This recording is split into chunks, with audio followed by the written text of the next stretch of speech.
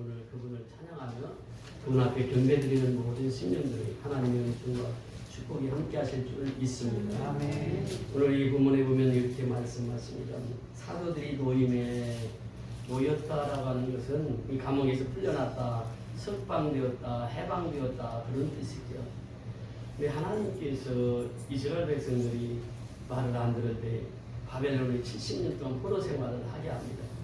70년 동안 포로 생활하면서 그들이 스스로 깨닫게 됩니다. 우리가 왜 여기에 왔던가? 왜 우리는 노예 생활을 해야만 되는가? 왜 우리는 하나님 앞에 증거를 받아야만 하는가? 예레미야 선지자를 통해서 하나님 주님이 말씀을 하셨습니다. 70년이 되면은 돌아오리라. 그러니까 70년이라는 기간을 줘서 70년 동안 종살이를 하게 합니다. 그리고 이제 석방이 됩니다. 그들이 석방하면서 불렀던 그 찬양이 바로 이것입니다. 시편 126편에 보면 여호와께서 시온의 포로를 돌리실 때에 우리는 꿈꾸는 것 같았도다. 생각해 보세요. 우리가 8.15 해방 맞이했을 때 얼마나 우리 선진들이 기뻐했습니까? 마치 이스라엘 백성들이 70년 동안 종살이 하다가 그 해방되니까 그 꿈꾸는 것 같았도다 이렇게 표현합니다. 그때 우리 입에는 웃음이 가득하고 우리 혀에는 찬양이 찼었도다. 그때 문나라 가운데서 말하기를 여호와께서 그들을 위하여 큰 일을 행하셨도다 하였도다. 그래서 이스라엘 백성들은 그것을 알았어요. 하나님께서 우리를 풀어주셨구나. 하나님께서 우리를 해방시켜 주셨구나. 이것을 이스라엘 백성들이 깨달았던 것입니다. 그래서 여호와께서 우리를 위하여 큰 일을 행하셨으니 우리는 기쁘도다. 해방을 맞이한 사람은 다 기쁨이 있습니다. 예수를 믿고 죄로부터 해방받은 사람은 다 기쁨이 있습니다. 그래서 우리는 그 기쁨 가운데 살아가는 것이에요. 4절에 보면 여호와여 우리의 포로를 남방 시내들 같이 돌려보내소서. 눈물을 흘리며 씨를 뿌리는 자는 기쁨으로 거두리로다. 울며 씨를 뿌리러 나가는 자는 반드시 기쁨으로 그 곡식단을 가지고 돌아오리라 말씀하십니다. 그렇습니다. 울면서 씨를 뿌리는 자는 반드시 기쁨으로 단을 거두게 되는 줄 믿습니다. 우리가 이 농사를 지을 때 씨를 땅에 심습니다. 그럼 씨가 땅속에 들어가면서 자기의 죽음을 통해서 그 씨가 깨어지고 씨가 썩어짐으로 인하여서 싹이 납니다. 반드시 씨는 썩지 않으면 싹을 키울 수가 없습니다. 우리가 예수를 믿을 때 예수와 함께 죽지 않은 사람은 예수와 함께 살 수 없다고 하는 진리지요. 싹이 나면 그곳에서 이제 줄기가 자라게 됩니다. 우리는 예수를 믿게 되면 신앙이 자라게 됩니다. 그 신앙이 자라면 어디서 오느냐? 말씀을 들으면서 나옵니다. 말씀을 들을 때 신앙이 자랍니다. 여러분 우리가 이 예수 안에만 있으면 내 신앙은 자라게 되어 있습니다. 우리가 시골에서 콩나물 기를 때 보면 물을 주면 물이 다 빠집니다. 그런데 콩나물은 자라요. 물이 다 빠지는 것 같은데 우리가 하나님의 말씀을 듣고 잊어버립니다. 때로는. 그런데도 말씀을 듣는 자는 신앙이 자라게 되어 있어요. 이 자람입니다. 그 다음에 꽃이 피고 그 다음에는 열매를 맺습니다. 우리가 신앙의 꽃은 무엇입니까? 항상 기뻐하며 살아가는 것이에요. 그래서 예수님이 뜻대로 하나님 뜻대로 살아가는 것입니다. 항상 기뻐하라. 쉬지 말고 기도하라. 범사에 감사하라. 이는 하나님의 뜻이니라 말씀하십니다. 하나님의 뜻대로 사니까 어떤 상황 속에서도 기뻐할 수 있다라고 하는 것입니다. 기쁨이 꽃입니다. 그 다음에 열매가 맺습니다. 이제 이 곡식이 열매를 맺지 않으면 농부의 손길이 헛수고가 되는 것입니다. 농부가 정성껏 갖고 반드시 열매는 거두게 되는 것입니다. 그래서 우리가 신앙생활에서 가장 중요한 것이 뭐냐? 그 열매를 보면 그 사람을 알 수가 있습니다. 그러니까 그 교회를 보려면 어떻게 해야 되느냐? 그 교회의 열매가 무엇이냐? 열매를 보면 그 교회를 알 수가 있어요. 그 열매를 맺지 못하는 곡식은 농부가 그 곡식을 심어서 열매를 거두지 못한다면 얼마나 허탈하겠습니까? 그리고 나서 열매가 익으면 그 다음에 추수를 하게 됩니다. 거두게 된다고 하는 것이죠. 이것이 삶의 원리거든요.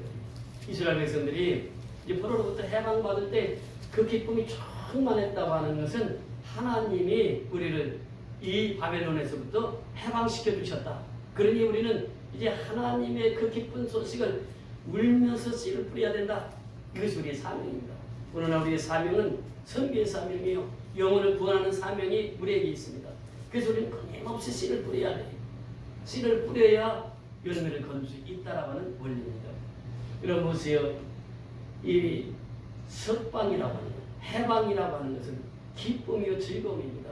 이 사도 바울도 고백하기를 생명의 성령의 법이 죄와 사망의 법에서 너희를 해방하여야 된다. 이것이 우리의 존재입니다. 그러니까 우리는 죄와 사망의 법에서 벗어났어요. 죄와 사망의 법에서 해방되었다 그 말입니다.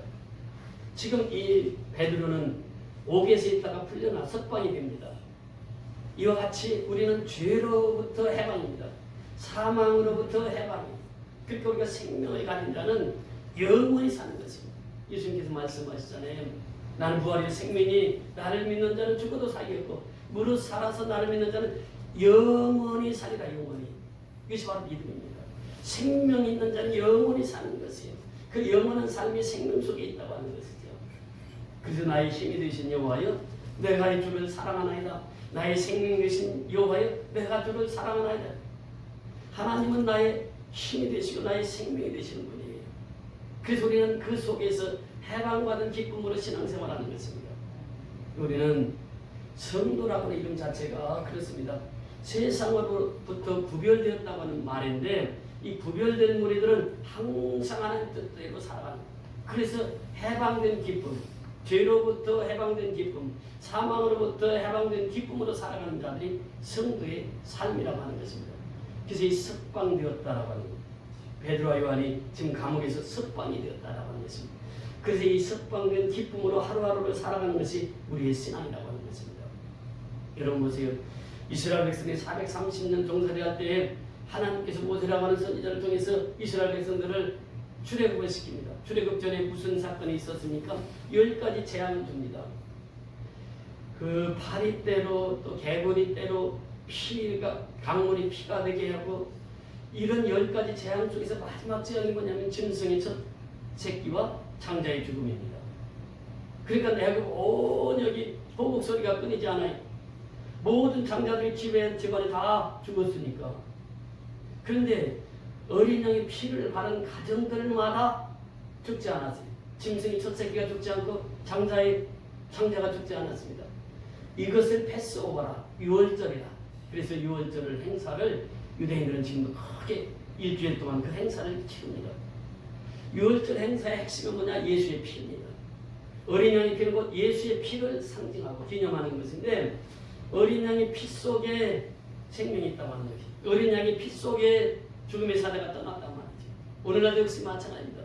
예수의 피 속에는 사망이 떠나는 것이요. 예수의 피 속에는 죄가 다 떠나는 것입니다. 그래서 예수의 피 속에 사는 사람들은 죄와 사망의 법에서 해방된 것이에요. 그럼 예수의 피 속에 뭐가 있느냐? 힘이 있다고, 힘이. 그래서 힘이 되신 여호와예요. 그 힘을 보면요. 첫째는 예수님께서 십자가에 달리시기 전에 간절히 기도한 내용이 있습니다. 요한복음 13장부터 17장까지가 예수님의 하루 동안 삶입니다. 이 13장에는 제자들의 발을 씻김이 나오고 13장 후반절에 가면 하나님 사랑, 이웃 사랑, 세 계명을 우리에게 주시고 10계명을 요약해서 그 말씀을 주시고 14장에 보면 너희는 마음에 근심하지 말라. 하나님을 믿으니 또 나를 믿으라. 그러면서 내가 곧 길이다 진리다 생명이다. 나로 말미암지 않거나 아버지께로 올 자가 없느니라. 15장에 가서 보면은 나는 포도나무 너희는 가지니 저가 내 안에 내가 저가 내 있으면 이 사람 과실은 많이 믿나니 나를 떠나서 너희가 아무것도 할 수 없다. 16장에 가면 성령에 대해서 말씀하십니다. 그리고 마지막 결론이 뭐냐? 17장입니다. 요한복음 17장은 주기도문이에요. 주기도문. 요한복음 17장 1절부터 깊이 우리는 묵상해야 할 필요가 있습니다. 왜냐하면 예수님께서 십자가에 달리시기 전에 전날 예수님께서 우리에게 교훈해 주신 것이 바로 요한복음 17장이에요. 거기에 내용의 핵심이 뭐냐면 유니티입니다. 하나됨이 하나됨. 십자가는 하나되게 만듭니다. 그러니까 예수의 피로 구원받은 사람은 다 하나가 돼요. 우리가 미얀마 가도 예수 믿는 것 때문에 형제여 자매여 하면 다 하나가 됩니다. 예수의 피 속에는 하나라는 유니티라고 합니다. 그래서 예수님의 핵심적인 마지막 기도가 뭐냐? 제자들이 하나 되게 하소서. 또 불신자들도 하나 되게 하소서. 예수의 피로 말미암아 모두가 하나 되게 하소서. 이것이 힘입니다. 그래서 예수의 십자가의 피로 구속받은 사람은 하나 되어서 살아갑니다. 그러니까 하나님과 내가 하나 되어서 살아가, 연합되어서 살아간다고 하는 것이죠. 그러니까 생명이 있는 자는 예수 안에만 있으면 절로 자라게 되어 있습니다. 예수를 떠나게 되면은 그때부터는 자라는 거예요. 어제 신방을 하면서 전과 38번 그 가정에 신방을 했습니다. 이제 오랜만에 만났죠. 그러다 보니까 이제 사건이 그동안에 있었던 것이 그가 고백합니다. 목사님, 제가 예배 드릴 때는 문제가 없었습니다. 하나님과 함께 교제했을 때는 문제가 없었습니다. 하나님을 떠나고 나니까 문제가 많습니다. 또 이달 15일에 또 재판이 또 있다는 거예요. 그 사이에 또 범죄를 저지르는 거예요. 그러니까 우리가 하나님을 떠나면 죄악 세상에서 기다리고 있단 말이죠. 떠남과 동시에 죄악으로 가는 것이에요. 이것이 우리의 인생입니다. 참 연약한 것이 사람이에요. 그러니까 하나님 안에 머물러 있으면 그 생명이 자라게 되는데 하나님을 떠나는 순간 그 생명이 죽어버려요. 사단이 우는 사자처럼 산길들을 잡고 다녀서 그런 사람을 잡아간단 말이죠. 그래서 우리가 중요한 것은 뭐냐면 예수 안에서의 삶입니다. 예수 안에서 삶은 첫째는 유니티, 하나됨입니다. 예수 안에 있는 사람들은 다 하나예요. 두 번째는 하모니입니다. 조화입니다. 조화. 예수 믿는 사람 참 조화를 잘 이루어요. 신구약이 하나고 예수님의 십자가, 하나님의 사랑과 이웃사랑이 하나예요. 그것이 바로 우리의 모습입니다. 그래서 이 하나됨이라고 하는 것은 프레임의 법칙이 있는데 알래스카에서 실제로 있었던 일입니다. 그 부부가 살다가 아기가 출산하게 됩니다. 근데 아이를 출산한 후에 그 어머니가 피를 너무 많이 쏟아서 어머니가 아이를 낳다가 죽었어요.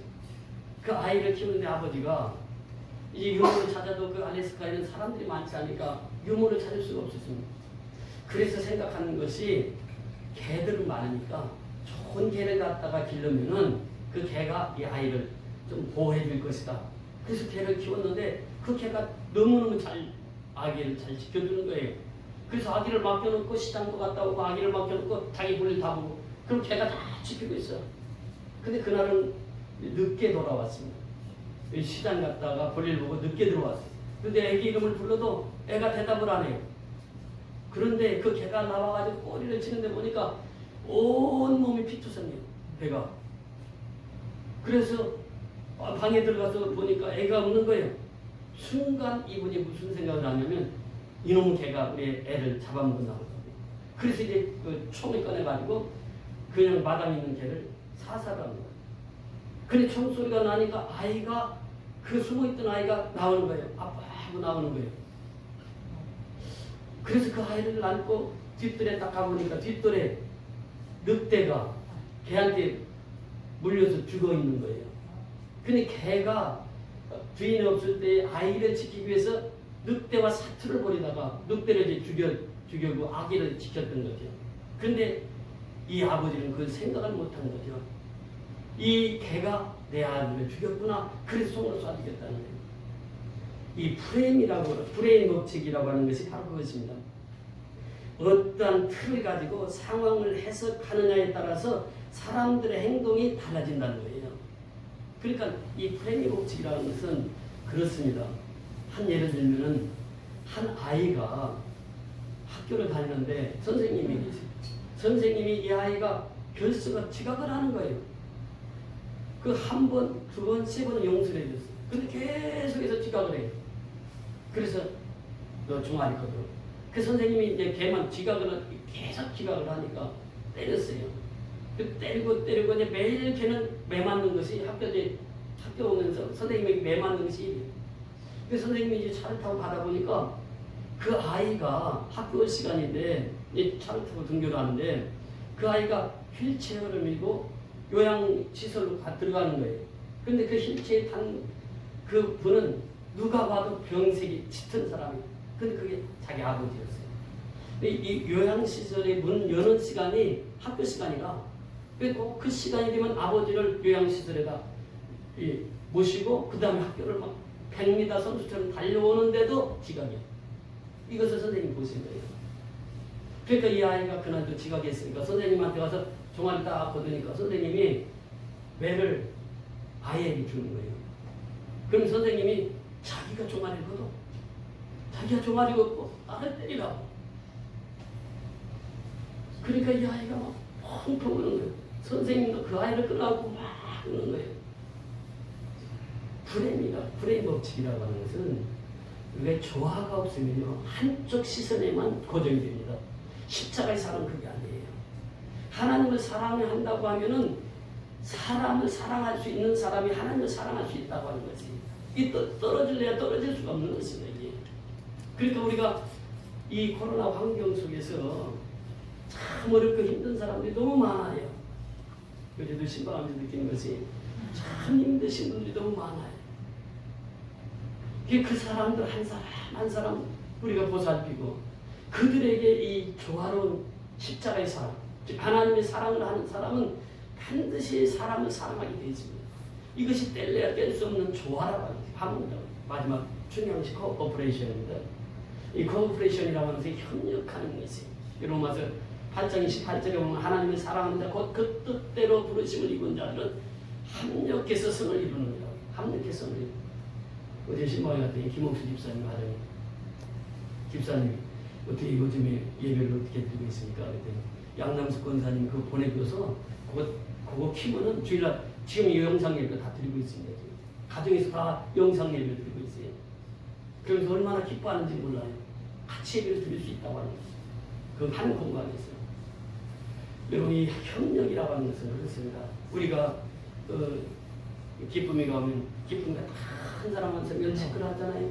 그 다 할 일이 있어요. 교회는. 이게 뭐냐면 협력입니다. 교회는 혼자 이끌어가는 게 아니에요. 다 협력해서 교회가 이루어져 가는 것입니다. 여러분 그래서 예수의 피 속에는 권능이 있습니다. 그래서 우리가 합심해서 기도할 때 하나님께서는 그 합심해서 기도하는 자들을 통해서 하나님의 위대한 역사를 이루어 가신다고 하는 것입니다. 예수의 피에는 능력이 있습니다.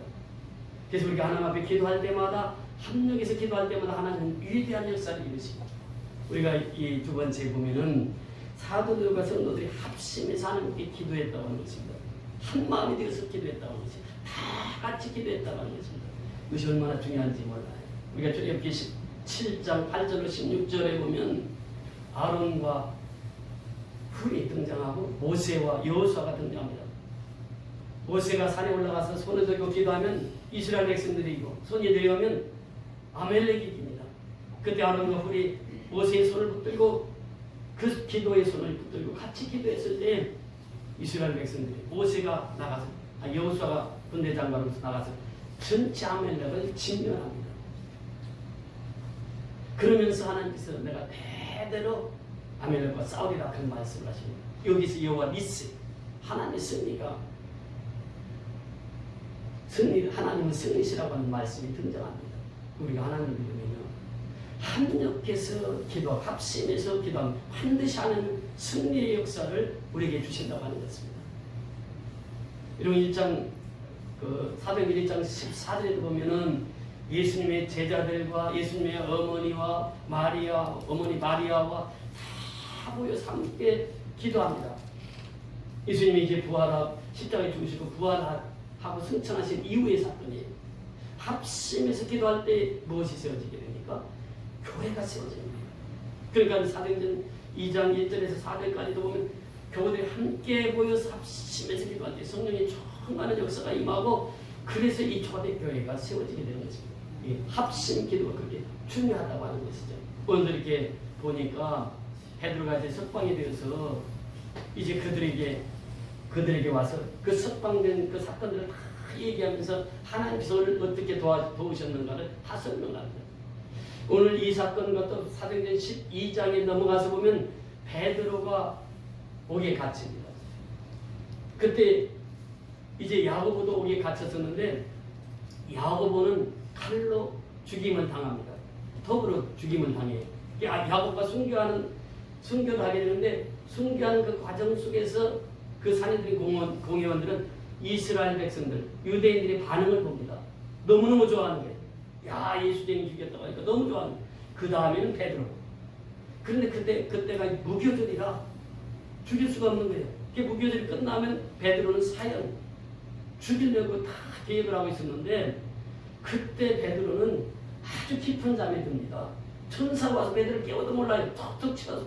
그래서 깨워가지고 옥에 갇혀있는 베드로를 끌어냅니다. 그럼 그때 베드로가 어떻게 옥에 갇혀 있었습니까? 여기 다 묶여 있었거든요. 군인들에게 묶여 있었어요. 그런데 그 다 풀어가지고 하나님 이끌어내버린 거예요. 그리고 나서 제자들이 기도하는 곳에 가서 문을 두드리니까 계제바위 로데가 나오는 거예요. 보니까 어젯밤에 이렇게 묶여있던 베드로 사도가 살아서 거기 감옥에서 나온 거예요. 그러니까 계제바위 로데가 그 광경을 보고 너무 기뻐서 문은 안 열어주고 또 뛰쳐 들어가가지고 사도들에게 얘기하는 거예요. 우리 베드로 사도가 나와서 저기서 문 두드리고 있다고 그러니까 야, 너 헛것 바꿨지. 우리 어제 저녁에 가서 봤잖아. 감옥에 막 그렇게 쇠사들 묶여있는데 어떻게 나오냐고. 근데 실제로 나가서 보니까 베드로가 이렇게 합심해서 그렇게 기도했을 때 베드로가 이렇게 풀려나는 역사를 보게 됩니다. 그러나도 중요한 것은 이렇게 합심해서 기도할 때 하나님께서는 그 능력 있는 하나님께서는 그 능력을 우리에게 보여주신다고 하는 것입니다.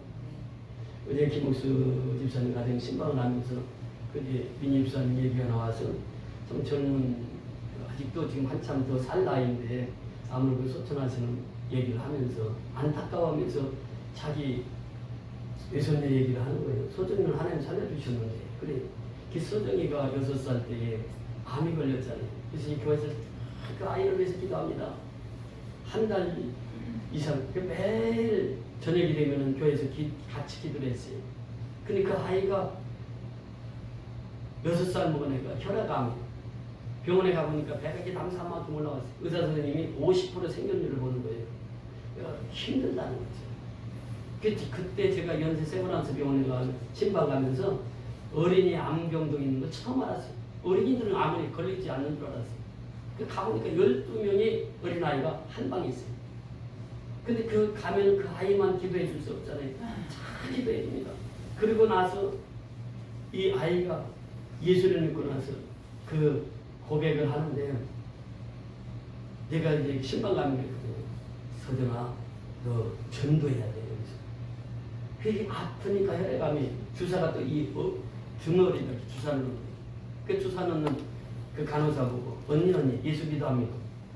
예수 믿으면 천국 가고 예수 안 믿으면 지옥 가고 또 의사 선생님은 의사 선생님한테 또 전도하고 그리고 그 암병동에 그 한층만 이렇게 기도실이 있는데 그걸 이제 주사바늘 꽂고 그 예수 사랑하시는 그 찬송을 부르면서 그 복도로 다니면서 그렇게 전도해. 6살 먹는데. 그리고 이제 그 가서 혼자 가서 예수 사랑하시는 그 찬송하고 저희 교회에서도 몇 번 특송을 했잖아요. 어제 얘기하는 거 보니까 대학을 벌써 졸업했더라고요. 그치? 교회가. 그러니까 하나님은 지금도 살아 역사하시고 그 서정을 통해서 살아계심을 그 집사님은 그대로 믿고 사는 거예요. 지금까지. 그것이 바로 신앙이야. 신앙. 하나님이 살리시기로 하면 살리시는 거예요. 죽어가는 사람도 살리시는 거예요. 이게 하나님의 능력이다. 이 합심기도는 그 능력이 있다고 하셨습니다. 합심기도했을 때 그 엄청난 역사를 이루어가시는 것을 우리에게 말씀해 주시고 있는 것입니다. 그래서 우리는 하나님 앞에 합심해서 기도합니다. 그러면서 중요한 것이 무엇입니까? 그 대상이 누구냐? 우리가 합심 기도하는 그 대상이 누구냐? 그분이 하나님이세요. 그분이 어떤 하나님이시냐? 창조주 하나님이시라고 하는 거예요. 오늘 보세요.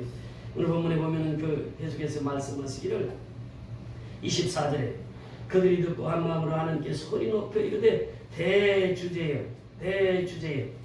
이 대주제라고 하는 것이 뭐냐? 소븐 로드라고 해서 절대 주권자의 그런 뜻입니다. 이 창조주 하나님이시여 그런 뜻이 대주제여 천지와 바다와 그 가운데 만물을 지으신 이시여. 이분이 창조주 하나님이시란 말이죠. 그래서 우리가 조금 전에 불렀던 찬송가 주 하나님 지으신 모든 세계, 이 찬송은 시편 95편을 읽다가 목사님이 지은 가사입니다. 이 95편에 그 말씀 드렸는데 3절 이하에 보면 여호와는 크신 하나님이시고 모든 신들보다 크신 왕이기 때문이다. 땅의 깊은 곳이 그의 손 안에 있으면 산들의 높은 것도 그의 것이로다. 바다도 그의 것이라 그가 만드셨고 육지도 그의 손으로 지으셨도다. 오라 우리가 굽혀 경배하며 우리를 지으신 여호와 앞에 무릎을 꿇자. 그것입니다. 창조주 하나님 앞에 창조주 하나님께서 모든 만물들 다 만들으시고 그리고 그 창조주 하나님 앞에 우리는 경배드립니다. 창조주 하나님 앞에 기도하는 것입니다. 기도는 능력이 있어요. 그래서 이 기도하는 사람은 항상 십자가 안에 머물게 되는 것이죠. 그러면서 기도하는 사람은 예수의 피 속에 살아. 피가 생명이니까. 예수의 피 없이는 살아갈 수 없습니다. 그래서 예수의 피에 젖어서 살아가는 사람들은 매일처럼 성령의 충만함을 받고 예수를 증거하는 사람이 되는 것입니다. 사도행전에 보면 그렇게 말씀하십니다. 한 곳에 모여 빌기를 다음에 모인 곳이 갑자기 진동하 되니 우리가 다 성령의 충만하여 담대히 하나님의 말씀을 전하더라. 사도행전 4장 31절의 말씀입니다. 그래서 우리가 빌기를 다 할 때 그곳에 성령의 진동, 성령이 충만히 임해서 그들이 나가서 어떻게 했느냐, 담대히 하나님의 말씀을 전하게 됩니다. 이것이 하나님의 역사입니다. 이 하나님의 역사는 우리 연약한, 참으로 부족하고 연약한 우리를 위해서 예수님이 십자가에 죽어주시고 그 십자가의 복음, 피의 복음을 증거하라고 우리에게 그 사명을 맡겨주셨습니다. 어제 미얀마에서 연락이 왔습니다. 우리가 사랑의 쌀을 보냈는데 그 제 사랑의 쌀을 이번 주부터 나눠줍니다. 근데 그 쌀 한 봉지가 그들은 일주일의 양식이거든요. 우리가 지금 이번에 먹으면 해서 그 사랑의 쌀을 나누면서 참 기쁘고 즐거운 것이 그들이 이제 우리가 보내는 그 선교헌금을 통해서 그들이 이제 그 쌀로 인해서 복음을 전합니다. 그래서 이제 불신자들도 목사님 집에 와서 배가 고프면 목사님 집에 찾아오는 쌀 좀 달라고. 그래서 이 쌀이 거기서는 복음의 매체가 돼서 쌀을 통해서 많은 사람들이 불교 신자들이 개종하는 그런 역사가 이루어집니다. 그러니까 이번에도 쌀 후원금을 하신 우리 교회 성도들뿐만 아니라 또 우리 미얀마 선교를 협력해 주시는 많은 분들이 있습니다.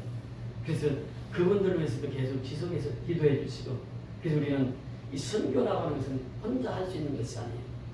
그러니까 예수의 피 속에는 하나가 됨이 있고 그 다음에 조화가 이루어지고 세 번째는 협력이라고 했는데 그 예수의 피 속에 사는 사람들은 다 한 형제, 한 자매로서 그렇게 섬기고 있습니다. 나의 얼굴도 모르는 분들이 헌금을 해서 또 미얀마에 쌀 헌금을 보내고 그렇게 해서 우리가 선교가 이루어지고 있습니다. 우리 하나님은 참 좋으신 하나님, 우리를 구원해주시고 우리를 하나님의 사람으로 살게 해주신 그 은혜를 우리는 잊어서는 안 됩니다. 그래서 우리의 한 사람 한 사람 존재의 가치가 얼마나 소중한지 몰라요. 우리는 예수 안에만 있으면 됩니다. 빈이라고 빈. 존재의 가치가 예수 안에 있는 사람은 하나님의 사람으로 살아가는 거예요. 예수 떠나면 죽습니다. 그래서 우리 복음은 그거예요. 예수 안에 있으면 살고 예수 떠나면 죽습니다. 이것이 복음이라는 거예요. 그래서 우리는 온천에 다니면서 이 기쁜 소식을 전해서 우리 코로나19로 인해서 어려움을 겪는 이것들을 우리가 보살피고 그들에게 생명의 복음을 전해서 육의 양식과 영의 양식을 나눠서 그들로 하여금 정말 예수 믿고 생명의 삶을 누리고 살게 할 수 있도록 우리가 복음을 전해서 주님이 기뻐하시는 삶을 살아가는 저와 여러분이 다 될 수 있기를 주의 이름으로 축원을 드립니다. 할렐루야. 고맙고 감사하신 아버지 은혜를 감사